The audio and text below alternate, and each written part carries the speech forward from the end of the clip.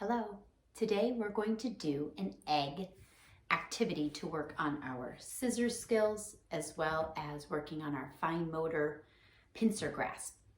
So we have 3 different levels of difficulty today.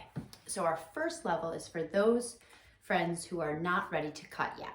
Okay, so our friends for that are going to use what we call in the classroom baby shark, and you're going to put your baby shark and your pincer grasp, sometimes it's called, on both sides. Now for those friends that need the extra support, then your hand, the adult hand, can go over top of the child's hand to help them, and they're going to tear, okay, into little pieces. You can do all different colors, all different colors. What you want to do is keep it about an inch thick so that they can really work on their tearing skills. If it's too thick, then they won't be able to tear it, and if it's too skinny, they won't be able to tear it. So about an inch width. Then they're just going to keep taking their pincer grasp and their baby shark and go down and tear it. And now you can take a white piece of paper and draw with a marker an egg shape on the paper.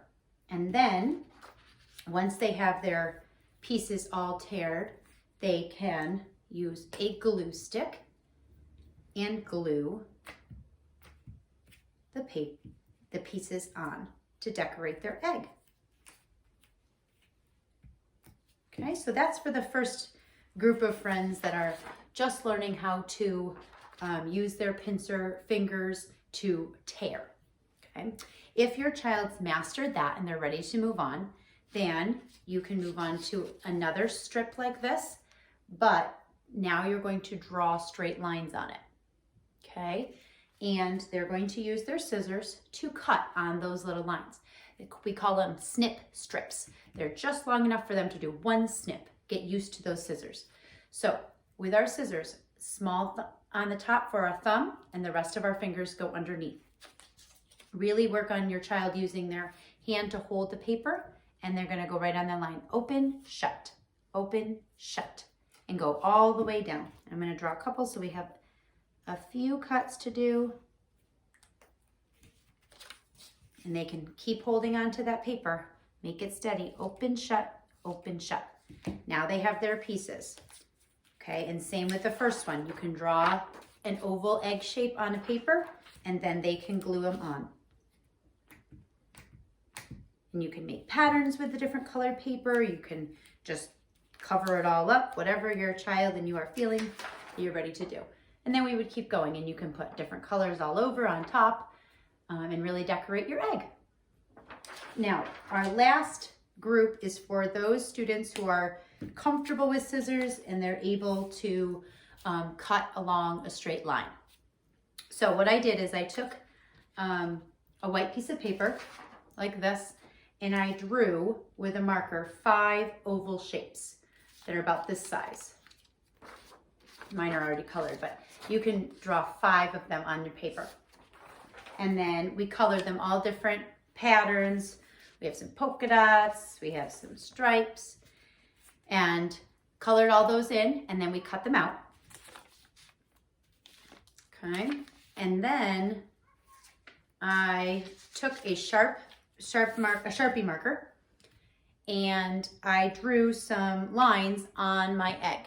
That was a curved line that I drew. And this one is a straight line. This is a zigzag line. And what you're going to have your child do is take their scissors and cut along those lines. Okay, so the straight line is the easiest. So if you have a child that's just learning how to cut on that straight line and you want to give them a challenge, the straight line is the best. We also want to make sure that line is thick so that they have that enough space to cut on. If you use a pen, it's too skinny, they're not going to be able to stay on that line. So make a good thick black line. Holding the egg, open, shut, open, shut, open, shut, open, shut. Now we have an egg puzzle, and they can put it back together after they're done. A more challenging one is our curve. Okay, same thing. Hold that egg, follow that line. Sometimes we pretend that the scissors are a car and they're driving on that black road around, turning our egg as we cut. all the way to the end. And now we have 2 pieces. And we can put them back together to make an egg puzzle. Great skill too, because if they have 2 shapes like this to try to put together, not going to work. So they really have to use their eyes to see what pattern and shape they're matching together. And you don't have to get crazy with your patterns. You can just do a plain colored egg and then make the pattern line up and down zigzag. That's a very tricky one. We have to go back and forth, turn that egg, follow that black line.